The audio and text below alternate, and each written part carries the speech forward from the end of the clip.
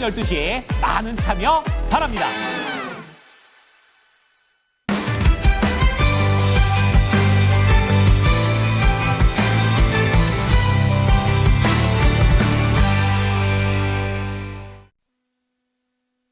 이코노미 클럽 시간입니다. 오늘 함께해 주실 분은 헤르메스 스탁의 김시은 팀장 모셨습니다. 팀장님 어서 오세요. 안녕하세요. 네, 오늘 팀장님과 이야기할 주제 확인해 보도록 하겠습니다.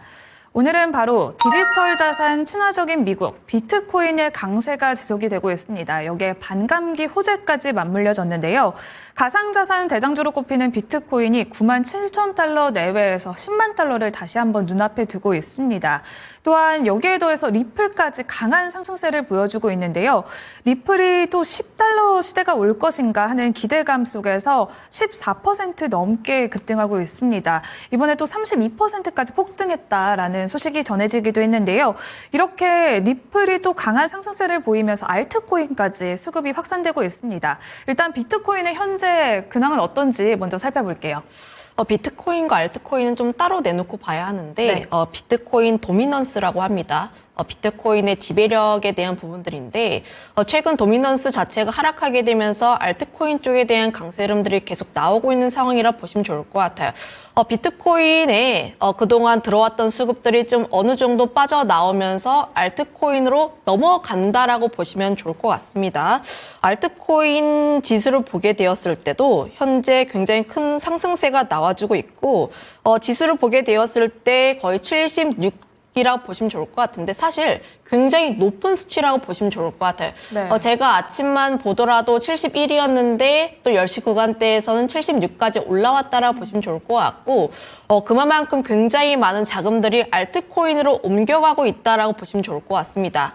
리플 같은 경우에는 개별적인 이슈로 인해서 굉장히 큰 급등세가 나와주긴 했으나 현재 알트코인과 관련했을 때 기대감을 가질 수 있는 게 지금 SEC 쪽에서 CFTC로 또 이제 규제가 넘어갈 수 있다. 권한권이 이쪽으로 넘어가게 되면서 비트코인이라든지 이더리움만 현물 ETF 승인을 받았는데 그럼 다른 알트코인들 역시도 현물 ETF를 승인 받을 수 있다라는 내용들과 더해지면서 리플 현물 ETF 승인도 신청을 하려고 굉장히 여러 곳에서 또 신청서를 냈다고 해요. 네. 그런 의미에서 알트코인 쪽에 대한 강세 흐름들이 계속 나오고 있다고 보시면 좋을 것 같은데 다만 지금 알트코인 지수 자체가 굉장히 큰 폭의 급등세가 나왔습니다. 사실 여기에서 현재 자리에서 접근을 하기엔 다소 부담이 있는 자리대라고 보시면 좋을 것 같고 오히려 지금 같은 구간에는 시나리오를 2개 나눠서 볼 필요가 있다라고 보시면 좋을 것 같아요.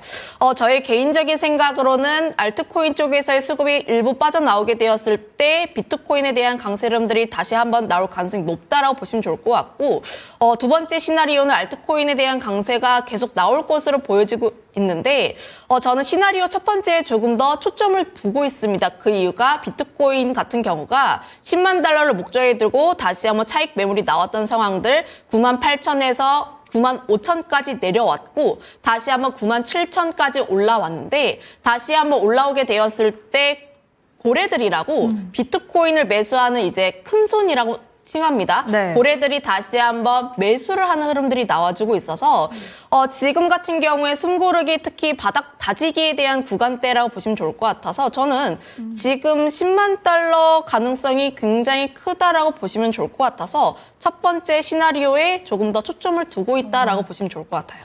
네, 이렇게 비트코인이 11월에만 40% 넘게 올랐습니다. 비트코인과 함께 또 리플까지 이렇게 가상화폐가 강세를 보이는 이유, 바로 트럼프 때문이라고 볼 수 있을 것 같은데요. 트럼프는 계속해서 대선 선거 유세 때부터 계속해서 가상자산의 대통령이라고 칭했습니다. 친가상화폐 전략을 하고 있는 트럼프인데 이제 또 트럼프의 효과가 언제까지 지속이 될 것인지 우호적인 정책이 나올 것인지 기대감이 계속 있습니다. 여기에 대해서 추가 상승이 더 나올까요? 저는 충분히 가능하다라고 생각을 하고 있는데 우선 두 가지에 대한 측면이 있습니다. 결국 지금 트럼프 당선인이 원래는 비트코인 관련했을 때 우호적이지 않았던 입장이에요. 그런데 그에 대한 입장을 바꿨던 게 올해라고 보시면 좋을 것 같고 올해 같은 경우에 비트코인에 대한 시장을 잘 살펴보시면 비트코인 현물 ETF가 나왔고 이더리움 현물 ETF가 나오면서 비트코인이 자산으로 인정이 되었습니다. 비트코인 현물 ETF가 유입이 되면서 유동성이 굉장히 많이 증가를 했기 때문에 결국 이에 대한 흐름들을 간과할 수는 없다라고 보시면 좋을 것 같아요. 그거에 따라서 결국 지금 트럼프 당선인이 비트코인 쪽에 대해서 친화적인 입장을 보이는 것은 결국 자산을 더 늘리겠다라는 의미로 보시면 좋을 것 같습니다. 가장 큰 의미로는 이제 패권을 유지를 하겠다라고 보시면 좋을 것 같은데 최근 트럼프 당선인이 하고 있는 것들은 결국 미국이 최고야.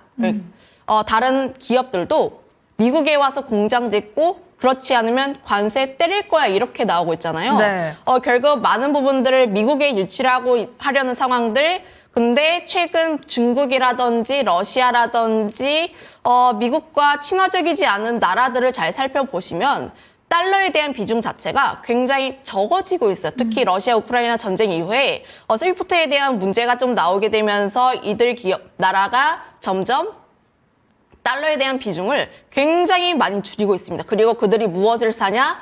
비트코인이라든지 금. 결국 이들 국가는 자기들 나라가 사용할 수 있는 통화를 만들려고 하는 것으로 보여지고 있어요. 네. 우리가 통화 정쟁을 잘 살펴보시면 예전에 영국에서 미국으로 패권이 넘어갔을 때 그때 통화가 가장 중요하게 작용했습니다. 그때 당시에 금본위제라고 해서 누가 금을 가장 많이 갖고 있는지가 중요했는데 네. 그때 당시에 2차 대전이 좀 끝나면서 영국에서 미국으로 좀 옮겨간 상황이었고요. 그래서 미국이 금을 굉장히 많이 가지고 있으면서 달러 패권이 만들어졌습니다. 근데 점점 지금 달러에 대한 위기가 조금씩 나와주고 있는 상황 속에서 중국이라든지 러시아, 브릭스 통화 이런 내용들이 나오면서 결국 달러를 점점 사용 안 하면 어떻게 되는 거지? 라는 내용들이 나오고 있어서 결국 그 점에 있어서 미국 같은 경우는 가상 자산을 전략적으로 하기 위해서는 가장 많이 보유해야 된다. 그래서 지금 미국 같은 경우에는 정책 자체를 굉장히 친화적으로 할 수밖에 없다라고 보시면 좋을 것 같아요. 가장 유효한 부분들이 앞서 이야기를 했던 것처럼 SFTC라고 해서 네. 암호화폐 쪽에 대한 권한이 점점 확대가 될 것으로 보여지고 있는데 지금 트럼프 당선인에 대한 첫 번째 행보가 되지 않을까라고 보시면 좋을 것 같고 그로 인해서 가상자산 쪽에 대한 유동성이 더 크게 나올 것으로 보여지고 있고요. 두 번째 SEC 쪽에 대한 위원장이 해임이 됩니다. 그리고 그 자리에 가상화폐인 인물이 좀 후보로 거론이 되고 있는 만큼 관련했을 때의 기대감은 상당히 크다라고 보시면 좋을 것 같고 결국 이제 항상 주가라는 게 네. 기대감이 선 반영이 된다라는 측면에서 보면은 저는 트럼프 당선인이 임기를 시작하기 전까지는 관련 종목군들을 우리가 조금 더 관심 있게 봐야 하지 않을까라는 의견을 드려보도록 할게요. 네, 말씀해주신 것처럼 미국은 이미 가상화폐를 하나의 자산으로 인정하는 분위기가 확산되고 있습니다. 하지만 또 국내에서도 가상자산 과세가 다시 한번 2년간 유예된다는 소식이 나오고 있는데요. 이 유예로 우리나라에도 이제 분위기가 확산될 수 있을지 하는 기대감이 있습니다. 여기에 대해서는 어떻게 보면 좋을까요? 이제 따라갈 수밖에 없는 흐름이라 보시면 좋을 것 같아요. 결국 미국 쪽에서 강화하고 있는데 우리나라 역시도 발빠르게 대응을 해야 하지 않을까라는 생각을 가지고 있고 그거에 따라서 단기적으로 가상자산이라든지 STO 혹은 NFT 쪽에 대한 강세가 좀 더 유지될 가능성이 높다라고 보시면 좋을 것 같아요. 지금 두 가지에 대한 측면이 있는데 민주당이 가상자산 쪽에 대한 2년 유예에 동의를 했습니다. 정부라든지 혹은 여당 같은 경우에 2년 유예를 주장을 했고 민주당이 좀 반대하는 입장이었는데 여기서 동의라는 입장이다 보니까 결국 우리나라 가상자산 쪽에 대한 유동성이 더 크게 늘어날 가능성이 높다라고 보시면 좋을 것 같고 또 연관되는 섹터가 STO 쪽이라고 보시면 좋을 것 같은데 이미 STO 같은 경우에는 법제화에 대한 기대감이 하반기 시작했을 때부터 있었습니다. 네. 하반기 시작했을 때부터 있었고 그때 당시에도 여야 모두 동의를 하는 흐름들이 나와주고 있어서 결국 시간적으로 걸릴 흘릴 수는 있지만 그럼에도 불구하고 법제화에 대한 기대감 자체가 굉장히 크게 늘어난다라고 보시면 좋을 것 같아요. 가장 중요한 것은 결국 제도화가 되면 신뢰도 자체가 증가할 수밖에 없다라고 보시면 좋을 것 같은데 우리가 비트코인 현물 ETF, 이더리움 현물 ETF가 승인이 되었을 때 자산으로 인정이 될 수밖에 없고 그거에 따라서 유동성 자체가 굉장히 큰 폭으로 늘어나면서 관련 시장이 굉장히 활성화가 된 것처럼 STO 쪽에 대한 법제화가 된다면 NFT라든지 STO 시장 자체가 굉장히 큰 폭의 활성화가 될 수밖에 없기 때문에 크게 시계열을 그리게 된다면 관련 종목군들 역시도 우리가 조금 더 체크를 해볼 필요가 있지 않을까라는 생각을 가지고 있습니다.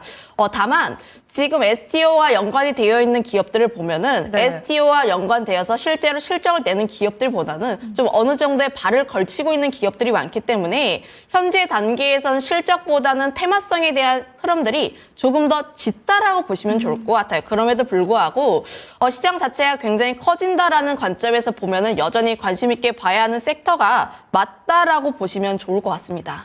네, 이렇게 STO 법제화 드라이브로 국내에서도 친가상자산 횡보가 지속이 되고 있습니다. 하지만 이번 결정에 대해서 반론도 존재하긴 하거든요. 투자자 보호도 있고 시장의 투명성이 저해될 가능성도 있다라는 우려의 목소리도 있는데 여기에 대해서는 팀장님은 어떻게 보실까요? 어쩔 수가 없죠. 지금 비트코인 역시도 지금 굉장히 이야기가 많은 게 실체가 있는 것이냐 이런 내용들은 계속해서 나왔습니다. 결국 법제화가 되기 전까지 이러한 단점들을 어떻게 보완해 나가는지가 정부 쪽에서 해야 할 일이지 않을까라는 생각을 가지고 있고 다만 제가 중점으로 보고 있는 것은 미국이 계속해서 법적이라든지 정책에 대한 내용들을 내놓기 때문에 결국 우리나라 역시도 시대에 발맞춰서 좀 따라갈 필요가 있지 않을까라는 생각을 가지고 있어서 좀 더 관심 있게 봐야 한다라는 의미이고요. 그리고 가상자산 관련했을 때 투자 매력도가 있는데 네. 사실 우리나라 관련 종목군들 굉장히 다양하긴 한데 다만 투자에 대한 매력 측면에서는 가장 뒤떨어진다라고 보시면 좋을 것 같아요. 만약에 내가 좀 투자를 하고 싶다 하시는 분들 같은 경우에는 가상자산 쪽에 대해서 직접 투자하는 게 조금 더 유리하다라고 보시면 좋을 것 같고 네. 그다음에 좀 잘 따라가는 게 미국 관련 종목군이라고 보시면 좋을 것 같습니다. 대표적인 쪽이 마이크로 스트래티지와 코인베이스가 있는데 사실 이 두 기업들도 놓고 보면은 차트에 대한 흐름들이 두 개가 달라요. 비트코인의 움직임에 따라서 함께 움직이는 종목이면 맞으나 최근 변동성적인 측면에서는 비트코인을 직접 보유하고 있는 마이크로 스트래티지에 대한 강세 흐름들이 조금 더 우위에 있다라고 보시면 좋을 것 같고 코인베이스처럼 거래소를 가지고 있는 기업들은 비트코인에 대한 움직임과 좀 유사하게 움직이는 경향들이 있어서 좀 기업마다의 특성을 좀 잘 이해를 해볼 필요가 있다라고 보시면 좋을 것 같습니다. 국내 관련주 같은 경우에는 STO라든지 혹은 거래소를 가지고 있는 기업들 혹은 NFT 사업을 영위하고 있는 기업들 크게 세 가지로 분류가 되고 있는데 비트코인에 대한 강세 흐름들이 나오게 되면서 관련 종목군들의 전반적인 강세 흐름들이 나와주고 있기는 하나 다만 세세하게 잘 따져보게 되었을 때 어떠한 이슈가 나오는지 특히 STO 관련 내용들이 나왔을 때는 핑거라는 기업이 굉장히 변동성이 크고요. 네. 좀 비트코인에 대한 강세 흐름들이 나왔을 때는 우리기술 투자 같은 기업들이 또 굉장히 크게 움직이는 경향들이 있어서 국내 관련 종목군들 같은 경우에는 어떤 이슈가 플러스 알파로 붙는지까지 조금 더 봐야 할 필요가 있다라는 점들 거기다가 차트 분석 역시도 좀 필요하지 않을까라는 생각을 가지고 있어서 국내 관련 기업들은 좀 차트에 대한 내용들 그리고 이슈에 대한 점들을 조금 더 분석해 볼 필요가 있지 않을까라는 의견도 드려볼게요. 네, 가상자산에 직접 투자하는 게 낫긴 하지만 그래도 또 이렇게 관련주들이 국내에서 계속 들썩이고 있습니다. 오늘도 가상화폐와 STO 관련주들이 들썩이고 있는데요. 이 중에서 김시은 팀장님의 관심주 있다면 들어볼까요? 좀 관심 있게 보고 있는 게 첫 번째는 위메이드라는 기업이고요. 좀 이 기업 같은 경우 두 가지에 대한 측면이 있습니다. 첫 번째 비트코인을 가지고 있는 기업이고 국내 상장사 중에서 비트코인을 가장 많이 보유한 기업이라고 보시면 좋을 것 같아요. 3분기 말에 비트코인에 대한 보유 수량이 220개 정도가 되는데 좀 이 기업 같은 경우에는 마이크로 스트래티지를 좀 따라가는 경향이 있습니다. 최근 컴투스홀딩스 이런 기업이 좀 변동성이 조금 더 크기는 하나 네. 다만 위메이드 같은 경우도 좀 잘 따라가는 흐름들이 나오고 있다는 점들 특히 기관 쪽에 대한 수급이 연속적으로 나오게 되면서 추가 상승에 대한 여지가 크게 열려 있다라고 보시면 좋을 것 같아요. 거기다가 5일선을 타고 꾸준하게 올라가는 기업이고 좀 5일선과 10일선이 맞닿아 있을 때 10일선을 이탈하지 않는다라고 하면 저는 보유하신 분들 같은 경우는 조금 더 홀딩에 대한 의견들 만약에 내가 매수하고 싶으신 분들 같은 경우에는 5일선 맞닿아 있을 때 분할 매수에 대한 관점이라 보시면 좋을 것 같고 거기다 게임 쪽에 대한 기대감도 상당히 크다라고 보시면 좋을 것 같은데 최근 기관 쪽에 대한 매수세 자체가 게임 쪽에 다시 한번 들어가고 있습니다. 특히 일론 머스크가 게임 쪽에 대해서 AI와 결합하게 되면서 게임 산업 전반에 대한 기대감이 상당히 많이 나오고 있는 상황이라 보시면 좋을 것 같아요. 그거에 따라서 현재 위메이드 같은 경우에는 중국 판호 발급에 대한 기대감까지 가지고 있어서 결국 게임 쪽에 대한 기대감 역시도 함께 가지고 있는 기업이다라고 보시면 좋을 것 같습니다. 두 번째 기업이 우리기술투자라는 기업인데 오늘 오랜만에 급등을 했습니다. 오랜만에 급등을 했는데 이 기업 같은 경우에는 좀 거래소와 연관되어 있는 기업이라고 보시면 좋을 것 같아요. 두나무의 지분 7%를 보유하고 있는 기업인데 가장 중요한 것은 최근 어떤 이야기가 나오냐? 우리나라 코스피, 코스닥 거래대금 합친 금액보다 가상자산 거래대금이 훨씬 더 높다라는 내용이 맞아요. 나오고 있어요. 다 옮겨간 것 같다. 그만큼 저도 이제 지하철을 많이 타는데 네. 지하철에서 예전에는 이제 국내 투자하시는 분들 굉장히 많이 봤는데 요즘에는 업비트 많이 보고 그렇죠. 계시더라고요. 네. 그리고 이제 뭐 업비트라든지 좀 플랫폼에서 요즘 변동성이 좀 크니까 주의를 해라라는 카카오톡 문자까지 옵니다. 그만큼 최근 투자자들의 관심도가 높아지고 있는데 결국 거래소 같은 경우에 수수료 싸움이라 보시면 좋을 것 같아요. 네.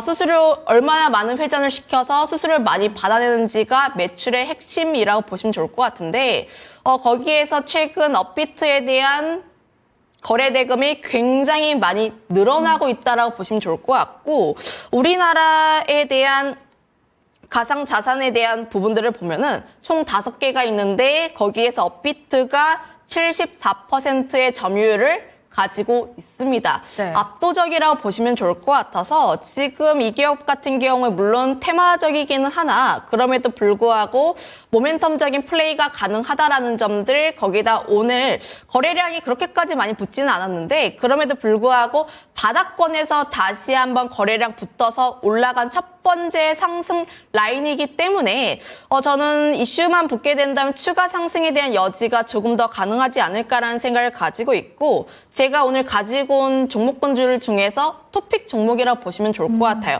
매수가 같은 경우에는 9,200원에서 9,700원 사이까지 좀 분할적으로 접근을 해보시면 좋을 것 같은데 네. 목표가 같은 경우에 11,000원 라인대를 제시를 했습니다. 그 이유가 지금 그 위에 있는 매물대가 어느 정도 나와 있기는 하나 어느 정도의 물량을 좀 더 뚫어내게 되었을 때 그 위에 대한 매물대 자체가 거의 비어있다는 점들을 감안을 하면 목표가는 11,000원 라인대 그리고 손절가는 좀 그 하방까지 열어둘 필요가 있다라고 보시면 좋을 것 같은데 하방을 보게 되었을 때 8,600원 라인대까지 조금 더 보시는 게 맞지 않을까라는 생각을 가지고 있고요. 네. 그 다음에 제가 STO와 관련했을 때도 종목을 하나 가지고 왔는데 갤럭시아 머니트리라는 기업을 가지고 왔어요. 네. 물론 변동성적인 측면, 수익률적인 측면에서 보면은 핑거라는 기업이 조금 더 변동성이 조금 더 강하긴 합니다. 그런데 최근 수급적인 측면을 보게 되었을 때 단기간 들어왔던 물량들이 거의 다 최근에 뱉어내고 있다는 점들을 감안을 하면 조금 더 중장기로 보게 되었을 때 갤럭시아 머니터리가 조금 더 유효하지 않을까라는 생각을 가지고 있고 특히 STO 관련했을 때 6개의 기초 자산을 가지고 있기 때문에 결국 시장이 개화가 되면 될수록 결국 이 기업이 수혜를 받을 수밖에 없다는 점은 한번 체크해 보시면 좋을 것 같습니다. 네, 이렇게 위메이드와 우리기술투자, 갤럭시아 머니트리 관련주까지 전략 챙겨봤습니다. 오늘은 여기까지 듣겠습니다. 고맙습니다.